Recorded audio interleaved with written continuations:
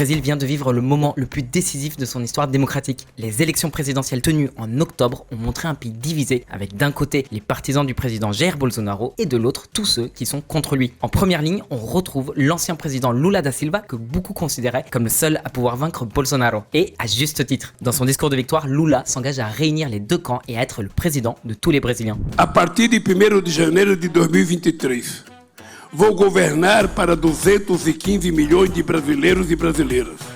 E não apenas para aqueles que votarem em mim.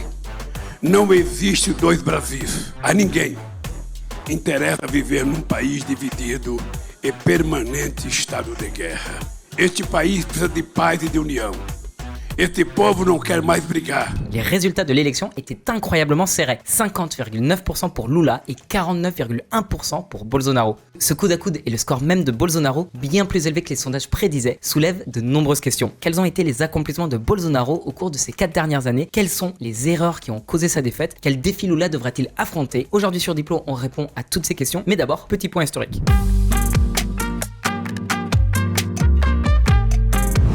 La communauté Bolsonaro.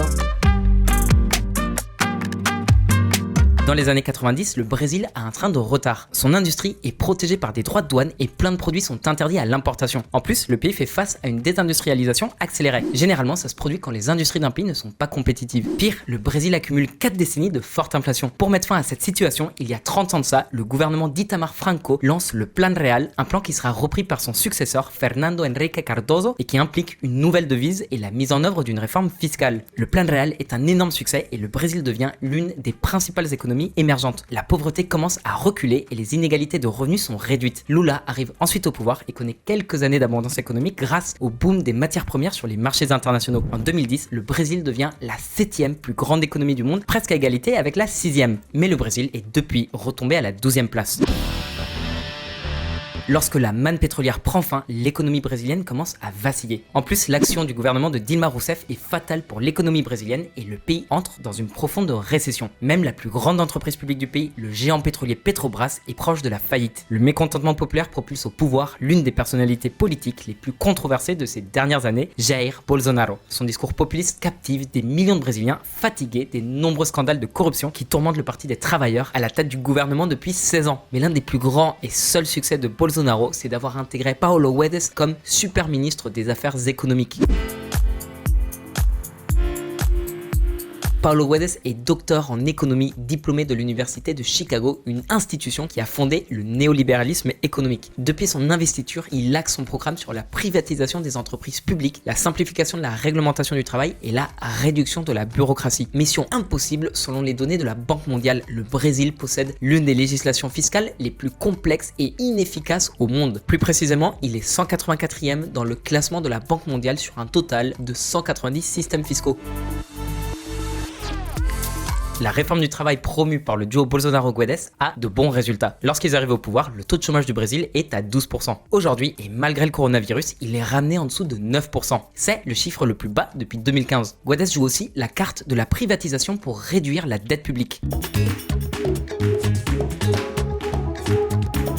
C'est plutôt simple pour Bolsonaro de convaincre les Brésiliens. Et en même temps, c'est pas compliqué d'améliorer la gestion économique de ses prédécesseurs. Quase tudo que é público é levado para a corrupção. Olha como é que eram estatais no passado. Como é que eram estatais? Quase todas. A Caixa Econômica. Nós em 2 anos é mais lucro que 10 dos anos anteriores. A petralhada roubou tanto o Brasil, dá prejuízo mais ou menos 70 bilhões por ano, agora dando lucro. Mais cette volonté de rationaliser la taille de l'État s'est heurtée à la réalité. Le gouvernement de Bolsonaro réalise certes la plus grande privatisation de ces 2 dernières décennies, mais il n'ose pas s'attaquer à la compagnie pétrolière Petrobras. Il se limite à une privatisation partielle d'Eletrobras, l'entreprise d'électricité nationale. Cette privatisation attire les investissements du fonds souverain singapourien et du fonds de pension canadien. On voit aussi arriver des investissements privés dans l'eau et l'assainissement.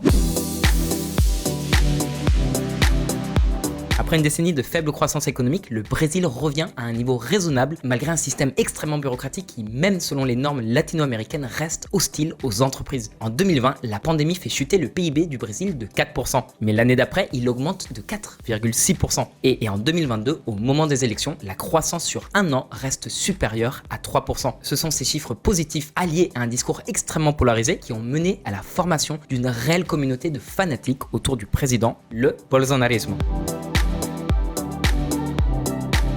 Sauf que tout n'est pas si rose. Les chiffres sont certes corrects, mais en vérité, c'est en grande partie grâce aux politiques de relance du gouvernement. En prenant connaissance des sondages et de sa défaite annoncée, Bolsonaro met de côté la théorie économique et sort l'artillerie lourde pour réussir son comeback. Il approuve un programme d'aide avec une baisse des taxes sur le carburant, l'électricité, le gaz et les transports publics. Il mise aussi sur l'amélioration des prestations sociales. Son motif premier est bien sûr de séduire les électeurs. En politique, la seule chose qui place les pauvres sur un pied d'égalité avec les riches, c'est leur vote. Bolsonaro l'a bien compris, il en profite pour étendre et élargir les mesures sociales qu'il a mises en place pendant la pandémie, calquées sur le programme Fome Zero de ses prédécesseurs Lula et Dilma Rousseff. Déjà à l'époque, l'objectif de Fome Zero, fin zéro, était de sortir les Brésiliens de la pauvreté extrême. Bolsonaro fait passer Auxílio Brasil de 400 reais à 600 reais. C'est sans aucun doute sa mesure vedette. Avec cette augmentation de 50%, l'aide sociale Auxílio Brasil passe à environ $110 par mois. En plus, après le premier tour des élections, il promet de prolonger cette aide courant 2023. Attention, la facture est salée. Actuellement, 21 millions de familles brésiliennes bénéficient d'Auxílio Brasil. Bolsonaro a donc engagé l'État sur une aide de plus de 50 milliards de dollars qui comprend des programmes inédits d'annulation de dette et des lignes de crédit. Mais ça n'a pas suffi pour se faire réélire.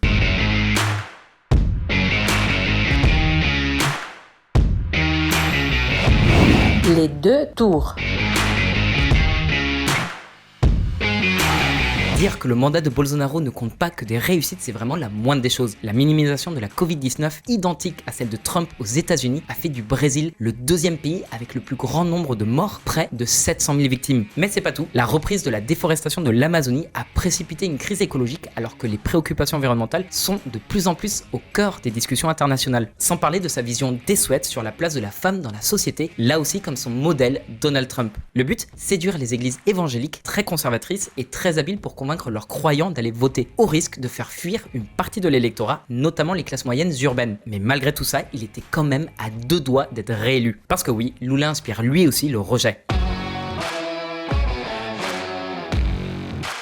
En 2018, l'ancien président Lula da Silva est emprisonné, jugé coupable de corruption dans le scandale de Lava Jato autour de la compagnie pétrolière publique Petrobras. Il passe 19 mois en prison avant d'être libéré par la Cour suprême qui annule toutes ses peines au motif que l'affaire échappait à la compétence du juge qui l'avait condamné. En d'autres termes, Lula est libéré pour vice de procédure et non pas parce qu'il était innocent. Après, faut dire que le juge fédéral Sérgio Moro, qui a instruit et condamné Lula, a tout fait pour empêcher Lula de se présenter à l'élection présidentielle de 2018 contre Bolsonaro. Il a eu massivement recours à des promesses de remise de peine pour encourager des témoignages, y compris faux, pour discréditer la défense de Lula. D'ailleurs, Bolsonaro le récompensa en le nommant ministre de la Justice et de la Sécurité avant de s'en séparer au vu des ambitions politiques personnelles de Moro. En plus, Lula n'était pas le seul dirigeant latino-américain concerné. Le géant brésilien des travaux publics Odebrecht a eu recours à la corruption de la classe politique à l'échelle de tout le continent.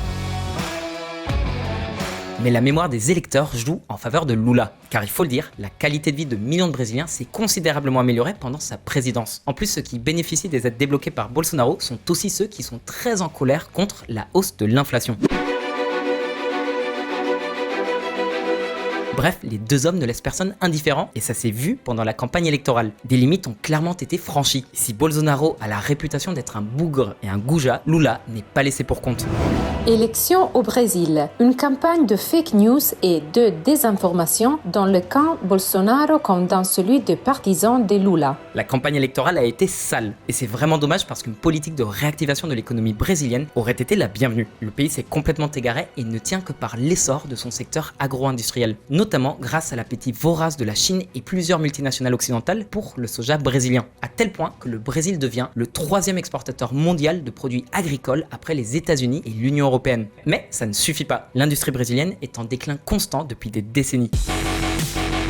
En dehors des secteurs pétroliers et agroalimentaires qui représentent 28% du PIB, l'industrie brésilienne s'essouffle. Le problème, c'est que l'économie brésilienne ne génère pas d'emplois bien rémunérés comme ceux qui ont été perdus dans le secteur industriel. Pourtant, aucune proposition claire n'est ressortie de la dernière campagne électorale, ce qui n'a gêné ni les politiciens ni les électeurs. La confrontation des deux candidats a tourné au pugilat, même que certains partisans de Bolsonaro appellent à l'organisation d'un coup d'état militaire contre Lula, ce qui n'est pas sans rappeler la sinistre dictature des années 70 et 80. Il semble prêt à tout, ou presque. Tout comme son idole Trump, Bolsonaro avait indiqué qu'il ne reconnaîtrait pas les résultats des élections en cas de défaite. La communauté internationale et surtout les institutions publiques brésiliennes ont fait pression sur l'exécutif pour éviter un nouveau fiasco comme celui du Capitole à Washington. Il a fini par reconnaître implicitement sa défaite mais continue d'entretenir l'ambiguïté autour du bon déroulé des élections. Il dénonce des fraudes électorales massives. Forcément, les complotistes et les adorateurs de Bolsonaro se sentent lésés. Il y a un mois, des centaines d'entre eux avaient bloqué les principaux axes routiers du pays. Aujourd'hui, ce sont les commissariats qui sont visés. Au Brésil, des partisans de Bolsonaro attaquent le siège de la police. La mauvaise nouvelle pour Lula, c'est qu'il va avoir beaucoup plus de mal à diriger le Brésil que lors de son dernier mandat, surtout que le parti de Bolsonaro s'est emparé de nombreux sièges de gouverneurs, de maires et de membres du Parlement fédéral. Le pays est plus divisé que jamais et les caisses publiques sont vides. Mais il est temps pour le Brésil d'évoluer vers un modèle productif qui posera les bases d'une croissance économique sur le long terme. Alors, quels sont les principaux défis pour Lula? On regarde ça.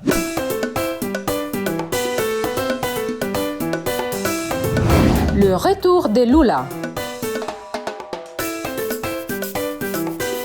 Lula da Silva veut remettre l'État au centre de l'économie brésilienne. Il prévoit de stimuler la croissance en subventionnant des infrastructures publiques sur le modèle du programme Build Back Better de Biden aux États-Unis. Il souhaite aussi étendre les programmes sociaux tels que Bolsa Familia. Mais pour ça, il doit faire face à un obstacle majeur, le plafonnement des dépenses publiques instauré il y a 6 ans par le vice-président de droite Michel Temer, celui-là même qui avait succédé à l'ex-présidente Dilma Rousseff après sa destitution pour endiguer la crise que le pays traversait alors. Pour ça, faut un amendement constitutionnel et donc une claire majorité au Parlement fédéral, ce qui n'est pas le cas aujourd'hui. En attendant, Lula a déjà indiqué le budget dont il aurait besoin pour mettre son plan en place.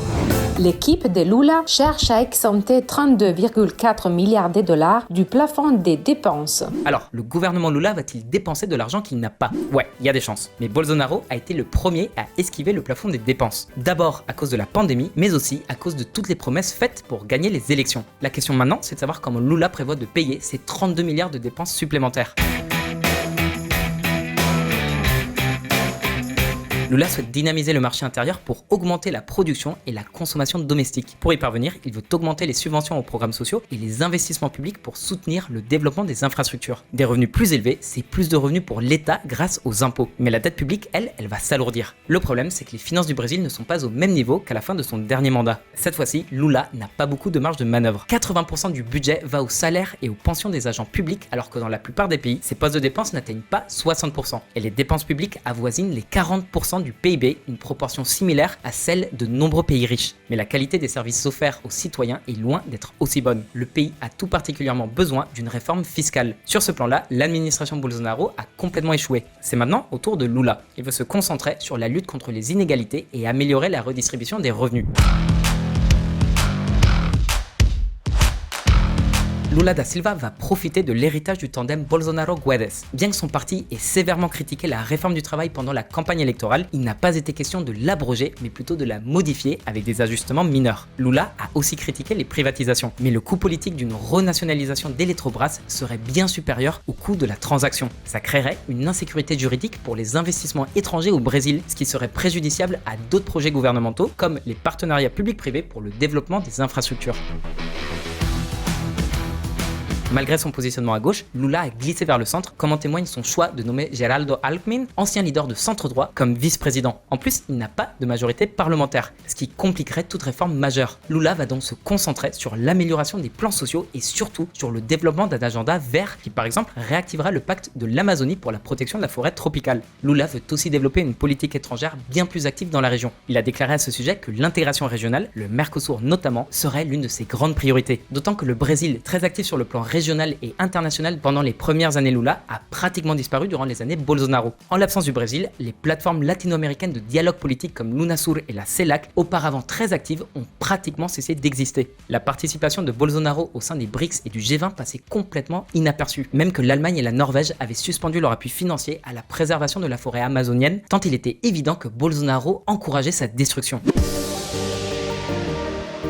Le nouveau gouvernement va devoir trouver des financements pour honorer ses promesses. Il devra probablement remplacer le plafonnement des dépenses par un autre mécanisme plus souple, mais capable de maintenir la confiance des marchés dans la soutenabilité de la dette publique. Bien sûr, avec un congrès dominé par l'opposition, ça risque de ne pas être simple. Le choix de Lula pour son futur ministre de l'économie sera déterminant, et il semble qu'il ait déjà une personne en tête.